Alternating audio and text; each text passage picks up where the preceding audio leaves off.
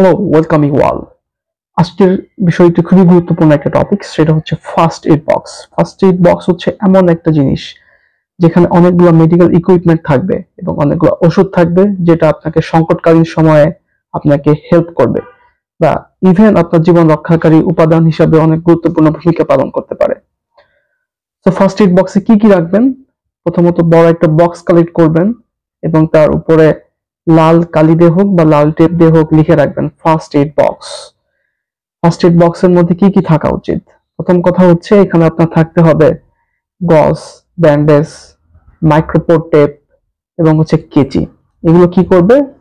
ধরেন হচ্ছে কোনো জায়গায় যদি হঠাৎ করে কেটে যায় বা অনেক রক্তপাত হয়, এগুলো আপনাকে ইমিডিয়েটলি রক্ত বন্ধ করতে কিন্তু সহায়তা করবে হসপিটালে বা ক্লিনিকে যাওয়ার আগ পর্যন্ত। এছাড়া আপনি কিছু ব্যথানাশক ওষুধ আপনি রাখতে পারেন বা ব্যথানাশক কোনো মলম আপনি রাখতে পারেন, বা পুড়ে যাওয়ার জন্য যে মলমগুলো আমরা ব্যবহার করতে পারি যেমন বার্না ক্রিম, সেগুলো কিন্তু আপনি রাখতে পারেন।